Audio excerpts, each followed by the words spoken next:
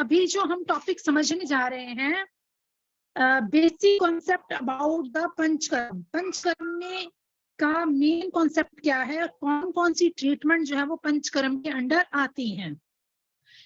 I am sharing my screen. This is a revision class for the old student जो joint है, और नए students के लिए अभी आपको टॉपिक वाइज समझना है कि कौन कौन सी पंचकर्म के अंडर किन किन प्रोसीजर किया जाता है। So in introduction of the Panchkaram, there is some procedures की picture जो है वो आपको यहाँ पे शो। पंचकर्म जो है ये काय चिकित्सा का ही पार्ट है। आयुर्वेद में दो तरह से ट्रीटमेंट्स किए जाते हैं। फर्स्ट मेडिकल मैनेजमेंट किया जाता है, सेकंड में हम कुछ थेरेपीज के द्वारा पेशेंट्स को ट्रीट करते हैं। सो पंचकर्म का ये जो फील्ड है, it's from the Ayurveda field, जहाँ पे हम थेरेपीज रेजिम के साथ पेशेंट की बॉडी को डिटॉक्स करते हैं, उसके दोषास को एलिमिनेट करते हैं, उसकी बॉडी में होने वाली प्रॉब्लम्स को, जो भी हमारी बॉडी में दोष बढ़ रहा है वात पित्त का, उन दोषास को बैलेंस करके बॉडी को प्यूरिफाई करते हैं। So it is a specialist branch in Ayurveda. So now जब भी किसी को कोई भी डिजीज आती है, हमारे तीनों दोषास में जो भी दोषास हमारा डिसबैलेंस में जाता है, वात पित्त, पित्त कफ, कफ वात, सो उसमें क्या होता है कि जब हम ट्रीटमेंट्स प्लान करते हैं तो तीन तरह के ट्रीटमेंट्स को प्लान करते हैं। फर्स्ट जो ट्रीटमेंट रहता है दैट इज अ निदान परिवर्जन, जिस कारण से बीमारी हुई उसी कारण को खत्म कर देना। सेकेंड ट्रीटमेंट रहता है समशमन, पैसिफिकेशन ट्रीटमेंट, जिसमें हम डिजीजेस के अकॉर्डिंग ट्रीटमेंट देके उस बीमारी को सबसाइड करते हैं। लास्ट में होता है संशोधन, दैट इज प्यूरिफिकेशन थेरेपी। हमें बीमारी को शरीर से बाहर निकालना है और बॉडी को प्यूरिफाई करना है। तो पंचकर्म का जो ट्रीटमेंट्स होता है ये मेन काम करता है हमारे प्यूरिफिकेशन के ऊपर। Now you can understand the things. हमें तीन तरह से ट्रीटमेंट प्लान कर सकते हैं। फर्स्ट इज निदान परिवर्जन, समशमन और संशोधन। निदान परिवर्जन में हमें जिस कारण से बीमारी आई है उसी कारण को हमें खत्म कर देना है। संशोधन, समशमन में हमने ट्रीटमेंट को पैसिफाई करना है, कुछ ऐसी चीजें करनी है जिससे हमारी बीमारी दब जाए। और संशोधन में हमें बॉडी को प्यूरिफिकेशन करना है, जिसमें हम वमन, विरेचन, बस्ती, नस्यम, इन सब ट्रीटमेंट्स के दौरान जो है वो बॉडी को के दोषास को एलिमिनेट कर सकते हैं। ठीक है, अब now you can see that हमारे 6 उपक्रमास को क्लासिकली मेंशन किया गया है। That is a therapeutic principal. 6 fold रहते हैं, जिसमें सबसे पहले लंघन, या तो आप पेशेंट को लंघन के द्वारा ट्रीट कर सकते हैं या भ्रूमण चिकित्सा दे सकते हैं। उसी तरह हम या तो रूक्षण चिकित्सा दे सकते हैं या स्नेहन चिकित्सा दे सकते हैं। अब लंघन में क्या रहता है कि बॉडी के दोषास को हमने कुछ लाइट ट्रीटमेंट्स देनी है, जिसमें हमने उसको फास्टिंग करवा दिया। पेशेंट को फीवर हुआ तो फीवर में ज्वर चिकित्सा का मेन अधिकार है फास्टिंग। हमने पेशेंट को फास्टिंग करा दी, और fasting it can lead to the 10 days 15 days की हमने इसको फास्टिंग प्लान कर दी। फास्टिंग प्लान में क्या रहता है, इसको ना हम डिफरेंट डिफरेंट टाइप से प्लान कर सकते हैं। फर्स्ट क्या रहेगा कि आपने 7 डेज उसको जूसिस पे रख दिया। हो सकता है कि आप पेशेंट की विल और उसके दोषास को, क्योंकि अगर वात प्रकृति है तो लंघन करवाएंगे, बट उसमें हमें बहुत ज्यादा रुक्षणता वाला लंघन नहीं कराना है। तो इंटरमिटेंट मील्स आप दे सकते हो, जैसे दिन में आपने एक बार भोजन दे दिया, 2 बार आपने उसको सेमी सॉलिड डाइट या लिक्विड डाइट्स पे रख लिया। So according to the condition हम लंघन को, फास्टिंग को परफॉर्म कर सकते हैं। सेकेंड लाइन ट्रीटमेंट रहती है भ्रूमण। भ्रूमण में हमें क्या कुछ न्यूट्रिशियस चीजें, रसायन द्रव्यास, स्नेहन द्रव्यास को ऐड ऑन करना होता है, तो भ्रूमण का कार्य करता है। उसी तरह अगर आम वात का पेशेंट है, अगर नवा आम वात है, जॉइंट्स पेन रहती है और उसका clear cut RA factor positive आया है, उस कंडीशन में आप रूक्षण चिकित्सा दोगे, ड्राई चिकित्सा दोगे। सेकंड होता है स्नेहन, हम दूसरे में ऑयलिंग करेंगे और स्नेहन चिकित्सा देंगे। फिर हम तीसरे टाइप का ट्रीटमेंट प्लान कर सकते हैं, दैट इज स्वेदन। हम उसको स्वेटिंग कराएंगे या स्तंभन करेंगे। ठीक है, so these are the 6 fold of the treatment जो हम ट्रीटमेंट पेशेंट्स पे प्लान कर सकते हैं। Next is a panchakarma therapeutics. Panchakarma therapeutics में हम मेथोलॉजिकली, टेक्नोलॉजिकली प्रोसीजर्स को प्लान करते हैं, जिसमें हम सबसे पहले पंचकर्म में क्या करेंगे, 5 एलिमेंट्स। 5 एलिमेंट्स क्या है, ऐसी 5 चीजें जिससे हम पेशेंट्स की विल को इंक्रीज करके, बॉडी को डिटॉक्सिफाई करके, उनको हम प्यूरिफिकेशन देके रिजुविनेट कर सकते हैं। So karma is the panchakarma denotes बाहु इति कर्तव्यता, which means multi factor 5 therapeutic action. ठीक है, आप इसमें हमने स्किलफुल एक्शंस कर सकते हैं, साइंस ऑफ मेटाबॉलिक डिटॉक्सिफिकेशन कर सकते हैं, आर्ट ऑफ बायो प्यूरिफिकेशन कर सकते हैं, रिजुविनेशन कर सकते हैं, कायाकल्प कर सकते हैं। अब सिग्निफिकेंस ऑफ, अब जैसे आप इसको समझना है आपने कि पंचकर्म की रिक्वायरमेंट हमारी बॉडी को क्यों है अभी। तो बॉडी में कहीं से भी कोई भी दोषास एग्रीवेटेड हो रहे हैं या किसी भी तरह का डिटॉक्सिफिकेशन आपकी बॉडी में हो रहा है, उसको आप क्लियर कट कैसे करोगे। जैसे एक गाड़ी रहती है, मोटर व्हीकल रहती है, इसकी सर्विसेज को मेंटेन करने के लिए हमें इसकी inter time to time service करानी पड़ती है। आप जितने भी लोग गाड़ी को यूज करते हो, उसको इंटरमिटेंट उसकी सर्विस कराते हो। अगर नहीं कराओगे तो उस टाइम के बाद वो गाड़ी बैठ जाती है, वो काम प्रॉपर नहीं कर पाते। सिमिलर लाइक दैट, हमें क्या करना है, हमारी बॉडी में जितने भी टॉक्सिन्स आए हैं, बीमारी आई है, कोई भी प्रॉब्लम्स आ रही हैं, उन प्रॉब्लम्स को सबसाइड करना है, ठीक करना है। वो कैसे करेंगे, उसको प्रॉब्लम को ठीक करने के लिए हमें term of quantity and quality, आपकी आपको व्हीकल की क्वालिटी को इंक्रीज करने के लिए उसमें इंजन ऑयल, लुब्रिकेशन और बहुत सारी चीजें ऐड ऑन करनी पड़ती है टाइम टू टाइम, ताकि वो आपकी गाड़ी लंबे टाइम तक स्वस्थ रहे। सिमिलर लाइक दैट आपको सिमिलर लाइक दैट आपको क्या करना है, यहाँ पे अपनी बॉडी को प्यूरिफाई करने के लिए हमें बहुत सारी थेरेपीज, ट्रीटमेंट्स को इम्प्लांट करना पड़ता है, जिससे बॉडी जो है वो इम्प्योरिटीज से दूर रहे। अब पंचकर्म का मेन काम क्या है, removal of formulated impurities or toxins, metabolites, especially from the body fluid, particular in the LSD। अब दूसरी हम समझ सकते हैं कि जितने भी हमारी बॉडी में क्यूमुलेटेड दोषास है, अब आप बाहर से खाना खा रहे हैं, वो पच नहीं रहा है, वो टॉक्सिन्स क्रिएट कर रहा है, वो टॉक्सिफिकेशंस बॉडी में कहीं ना कहीं क्यूमुलेट हो जाती है, उसको हमें एक्सपेल करना है। ऑब्जेक्टिव ऑफ पंचकर्म क्या है, first to maintain the positive health in the healthy individual, स्वस्थस्य स्वास्थ्य रक्षणम को आयुर्वेद साइंस कभी नहीं बोलती है कि आपको सिर्फ बीमार लोगों का ही ट्रीटमेंट करना है। आयुर्वेद साइंस का मेन सिद्धांत ही यही है, स्वस्थस्य स्वास्थ्य रक्षणम, that is a preventive cure. अगर आप स्वस्थ हो तो आप अपनी स्वस्थता को कैसे मेंटेन करके रखें, किन चीजों का सेवन करें, अपनी बॉडी को कैसे रिजुविनेट करके चले। सेकंड जाता है to obtain extra ordinary qualities like rasayana vajikarana and promote pitta and kapha. हमें मेन जो है वो रसायन द्रव्यास का यूज करके या वाजिकर द्रव्यास को यूज करके अपनी हेल्थ को प्रमोट करना है, पित्त और कफ को प्रमोट करना है। Third, to treat remove the elementary and diseases person. तीसरा प्रिंसिपल आता है कि कहीं पे कोई इंसान बीमार हो गया है, उसकी बीमारी को समझ के उसकी क्यूरेटिव केयर की तरफ हमें जाना है, उसके दोषास को बैलेंस करके लेके आना है। इसका रेफरेंस आप चरक संहिता के फर्स्ट अध्याय में ही देख सकते हैं। नेक्स्ट हम समझेंगे पंचकर्म क्या है। First definition of the panchakarma, panchakarma के थेरापेटिक्स को समझना है। बायो क्लींजिंग थेरापेटिक है, इसमें सिस्टमिक डिटॉक्सिफिकेशन करते हैं, सिस्टमिक बायो प्यूरिफिकेशन करेंगे हम। Next, it is basically A bio cleansing regime. क्या है, सबसे पहले पंचकर्म एक बायो क्लींजिंग रेजीम है विच facilitate the body system for the better bioavailability of the pharmacological therapies and besides achieving hemostasis of doshas। ठीक है, सो पंचकर्म के जब भी हम प्रोसीजर्स को प्लान करते हैं पेशेंट की उसकी बॉडी के अकॉर्डिंग, उसके दोषास के अकॉर्डिंग, अब क्वेश्चन आता है why we need the bio purification.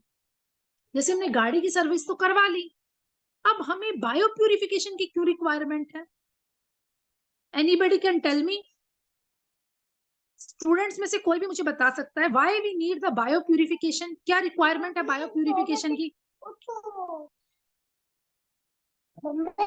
देखो बॉडी बॉडी में बहुत सारे ऐसे ऐसी चीजें हैं जिनको हमें बॉडी को प्यूरिफाई करने के लिए, जैसे हमारे जो दोषाज रहते हैं उनको रिमूव करने के लिए वी कैन यूज, जितने भी इम्प्योरिटीज हमारी बॉडी में होती हैं उन सब चीजों को शरीर से बाहर निकालने के लिए आपको डिटॉक्सिफिकेशन की रिक्वायरमेंट रहती है, जिसको हम डिफरेंट वे से कर सकते हैं, जैसे हमारे स्किन के थ्रू, किडनी के थ्रू, इंटेस्टाइन्स के थ्रू, लंग्स के थ्रू, लिवर के थ्रू। अब प्रिंसिपल ऑफ पंचकर्म को समझना है। What is a principle of panchakarma?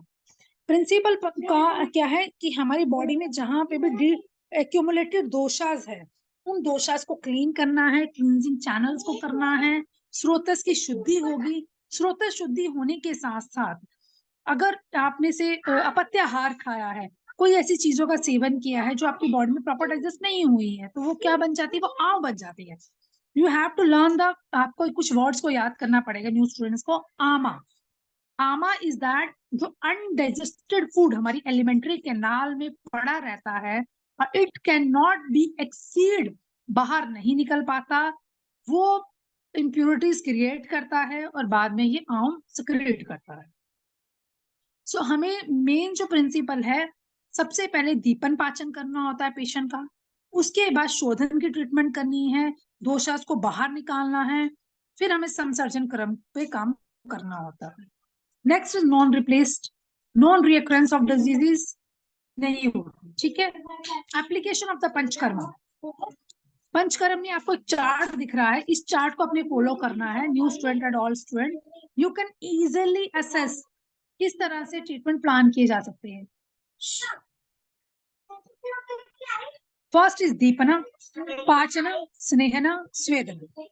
Second is जो मेन हमारे मेजर पंचकर्म में आते हैं, मेजर पंचकर्म के जो प्रोसीजर्स हैं दैट इज वमन, विरेचन, बस्ती, नस्यम एंड रक्त मोक्षण।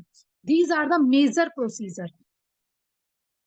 उसके बाद हम पश्चात कर्म में आते हैं। पश्चात कर्म में जो भी आपको ट्रीटमेंट प्लान करेंगे दैट इज किसी भी तरह का क्वाथ ग्रहण करना है, गंडूस कराना है, समसर्जन कर्म करना है, ये धूमपाना करना है, ठीक है। तो आपको पहले ये चार्ट क्लियर होना चाहिए कि पंचकर्म में कैसे प्रोसीजर्स को किया जाता है।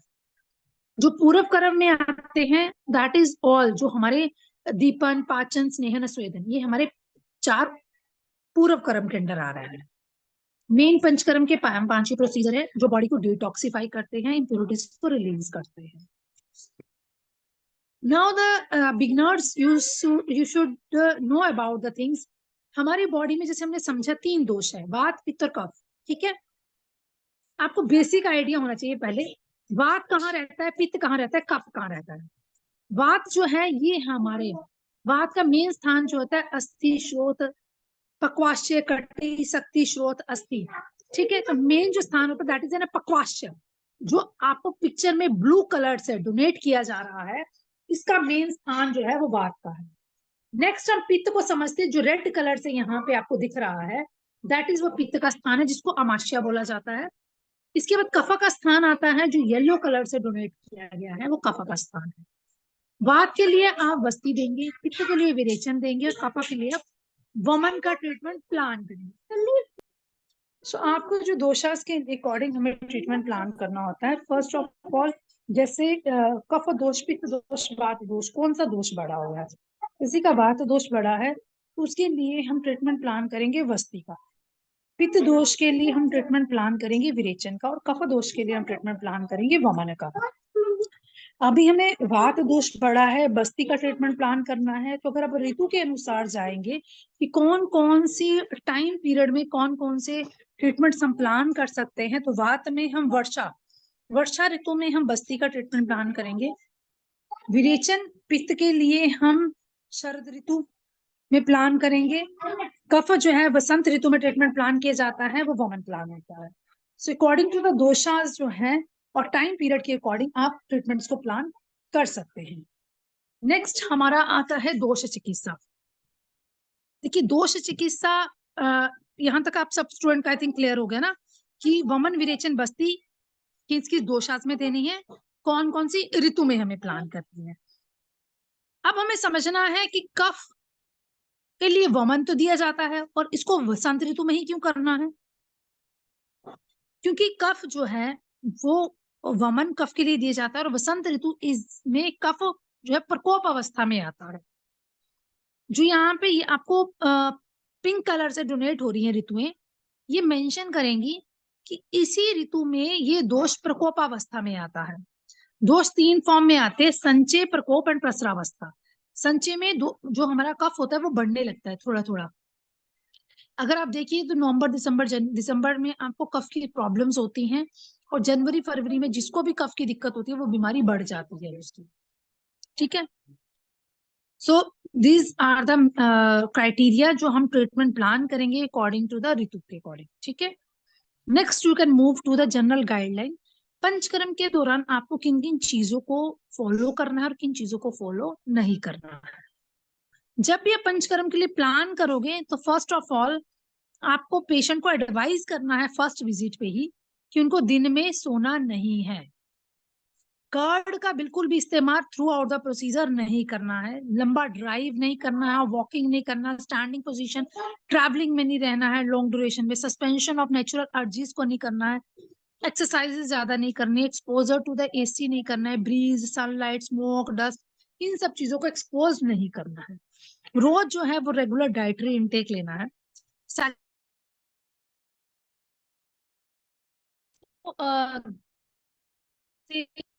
गुस्सा है, ग्रीफ है, इन चीजों से दूर रहना चाहिए।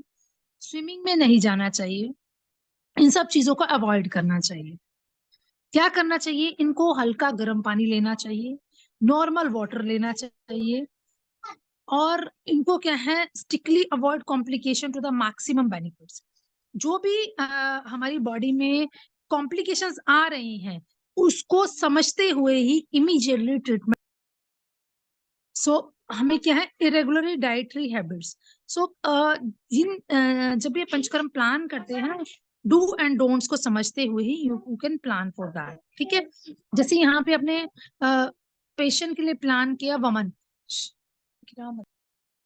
सो जब भी आप पेशेंट को पंचकर्म प्लान करोगे हमेशा ही गर्म पानी, ल्यूकवार्म वाटर या उसमें सौंफ को मिक्स करके पानी ही एडवाइस करेंगे। अब जनरल गाइडलाइंस में हम देखते हैं indication and contra indications. Indications क्या है, इंडिकेशन क्या है, सबसे पहले chronic rehabilitation condition like paralysis, multiple sclerosis, multiple fracture, psoriasis, spondylosis, arthritis, parkinsonism, cerebral palsy, obesity, infertility, इन सब चीजों की गाइडलाइन को हमें समझना है, उन सब की इंडिकेशंस को हमें समझना है, कॉन्ट्रा इंडिकेशंस को हमें समझना है। So these are the diseases जो हम इंडिकेट कर सकते हैं। कॉन्ट्रा इंडिकेशंस में हमें देखना है पेशेंट जो है वो मेंस्ट्रुएशन फेज आ रहा है, नर्सिंग मदर्स है, कॉम्प्लिकेटेड प्रेगनेंसी किसी की हो रही है, इमरजेंसी कंडीशंस हैं, नॉन कोऑपरेटिव पेशेंट्स हैं, कॉन्ट्रा इंडिकेशंस है। अगर किसी पेशेंट को अपने पंचकर्म प्लान किया और कोऑपरेट ही नहीं कर रहा है, वो खाने में कुछ भी ले रहा है, या पेशेंट पहले ही आपको बता देता है कि उसके पास इतना टाइम ही नहीं है कि पूरे प्रोसीजर को समझ के वो फुलफिल कर सके, so in that conditions you have to see the patients की प्रॉब्लम्स को समझते हुए उसको हमें रेक्टिफाई करना है। इनडाइजेशन का कंडीशन है, नवा ज्वर का है, हंग्री है, थर्स्टी है, चीजों को अवॉइड करना है। कंज्यूम्ड अल्कोहल पीता है तो उसको अवॉइड करना है। Administration of the panchakarma, panchakarma का एडमिनिस्ट्रेशन कैसे किया जाता है। First is a major main procedure, 5 procedure main रहते हैं क्लासिकली पंचकर्म में। उसके बाद कुछ केरलीय पंचकर्म के प्रोसीजर्स आते हैं, कुछ कायाकल्प प्रोसीजर्स हैं, कुछ मिसलेनियस प्रोसीजर्स होते हैं। So you have to understand the things कि कौन कौन से प्रोसीजर्स कब कब इंडिकेटेड है और किस तरह से परफॉर्म किए जाते हैं।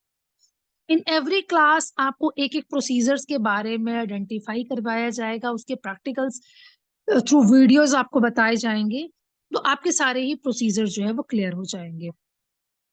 अभी मेजर जो मेन प्रोसीजर्स रहते हैं 5 प्रोसीजर्स हैं, वमन, विरेचन, बस्ती, नस्यम, रक्तमोक्षण। आप now you can see in the figure, अब आपको फिगर दिख रही है जिसमें आप पित्त को, वात को और कफ को समझ सकते हैं। वात का स्थान जो है वो बस्ती है नीचे की तरफ, पित्त का स्थान मिड में है विरेचन के लिए, कफ का स्थान ऊपर वमन के लिए, और इससे पहले हम नस्यम कराते हैं। अब यहाँ पे आप समझिए वमन। वमन कौन सा प्रोसीजर है, आपको पिक्चर में दिख रहा है कि यहाँ पे वॉमिटिंग्स करवाई जा रही है। पहले पेशेंट्स को मेडिकेटेड कषायम पिलाया जाता है और फिर उसको वॉमिट कराया जाता है। विरेचन का प्रोसीजर जो है, इसमें इंटेस्टाइन्स की क्लींजिंग की जाती है, माउथ के रास्ते से दवाई पिलाएंगे और लूज मोशन करेंगे, जिससे ये आपका पूरा intestine, you can see in the picture, clean पूरी ही इंटेस्टाइन्स की क्लींजिंग होगी। पैरास्टैटिक मूवमेंट्स को इंक्रीज किया जाएगा और जो हमारा मल पड़ा हुआ है उस मल को बाहर निकाला जाएगा। फिर आता है वस्ती। वस्ती में क्या रहता है, यहाँ पे हम मेडिकेटेड कषायम तेल के द्वारा, घी के द्वारा, ऑयल्स के द्वारा पॉटी के रास्ते में डालते हैं और इसको फिर हम मोशन पेशेंट को हो जाता है, जिससे बस्ती का प्रोसीजर होता है। नेक्स्ट प्रोसीजर नस्यम है, जिसमें नाक में दवाई डाली जाती है, मेडिकेटेड ऑयल्स रहते हैं, इसको नाक में डाल के पेशेंट के पूरे ही अपर लोब को क्लींजिंग की जाती है।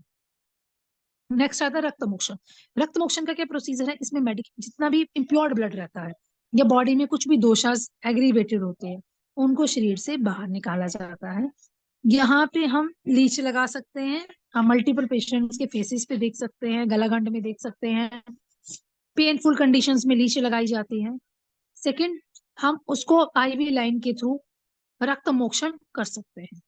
So these are the procedure जो पंचकर्म के अंडर आते हैं। वमन, विरेचन, बस्ती, nasyam and rakta mokshana, these are the 5 major procedure. इसके अलावा जितने भी प्रोसीजर्स किए जाते हैं that comes under the purva karmas, उसको हम प्री ऑपरेटिव प्रोसीजर्स बोलते हैं, जिसमें हमारा पिंड स्वेदन आता है, सर्वांग धारा है, सर्वांग स्वेदन है, शिरोधारा, शिरोबस्ती, लेपम, अन्न लेप, शिरोलेप, एकांग्र लेप, all these are comes under the this procedure. अब केरलीय पंचकर्म की जो अलग अलग प्रोसीजर्स रहते हैं उसमें बालू का स्वेदन देते हैं, स्टिक से वेदन देते हैं, मात्रे का स्वेदन देते हैं, लवण का स्वेदन होता है, पाउडर्स के स्वेदन दिए जाते हैं जिसको चूर्ण पिंड स्वेदन बोला जाता है, पोटली जड़ी बूटियों की पत्तों की पोटली दी जाती है, लेमन्स को यूज करके किया जाता है, वला वच क्षीर धूम को यूज किया जाता है, पुटपाक दिए जाते हैं, वाष्प स्वेदन किया जाता है, षष्टिकशाली को यूज करते हैं उसका स्वेदन किया जाता है। ये मांस जड़ी बूट मांस को यूज करके, जहाँ पे मस्कुलर डिस्ट्रॉफी है या मांस का क्षय हो रहा है, वहां पे बकरे के मांस को यूज करके भी इसके प्रोसीजर्स को कर सकते हैं। So all the student, is this clear to you कि हमें कौन कौन से प्रोसीजर्स को वी कैन परफॉर्म, हम कैसे इसको परफॉर्म कर सकते हैं। इन ईच क्लास आपको इंडिविजुअली कोई प्रोसीजर्स बताए जाएंगे। हमें मेन चीजों को ये समझना है पंचकर्म में कौन से प्रोसीजर्स है, कौन से पूर्व कर्म के अंडर आते हैं। यस मैम, क्लियर है मैम। ओके, एक्चुअली ये स्लाइड मैडम वो लास्ट ईयर का मैंने प्रिंट आउट किसी का नहीं निकलवाया, तो अगर मुझे निकलवाना है तो ये आप जो अभी बोला मैम सारा। सारी ही चीजें सोनल जी ग्रुप में, लास्ट ईयर के ग्रुप में सारी चीजें पड़ी होंगी। लास्ट ईयर के ग्रुप में आप देखेंगे तो आपके मोबाइल पे ही सारे ही पीपीटीज मिल जाएंगे। इवन आपको इंडिविजुअल सारे पीपीटीज शेयर किए गए हैं। मैंने भी क्लासेस एग्जाम से पहले सारे ही पीपीटीज आपको ग्रुप में शेयर करे थे, तो please go through that. Okay ma'am, okay. ये क्या, ओके, ये थैंक यू। मेरे जानने नहीं था, इसलिए ठीक है, मैं देख लेती हूँ मैम। ओके ओके मैम, अगर आपको पीपीटीज के रिगार्डिंग कोई भी बात करनी होगी ना तो आप मुझे इंडिविजुअली कॉल करके then you can talk to me. Okay yes ma'am, okay okay, thank you. Okay, thank you. Then thank you to all. Thank you ma'am, thank you. We will continue in the next class regarding the each and every procedure, one to one procedure.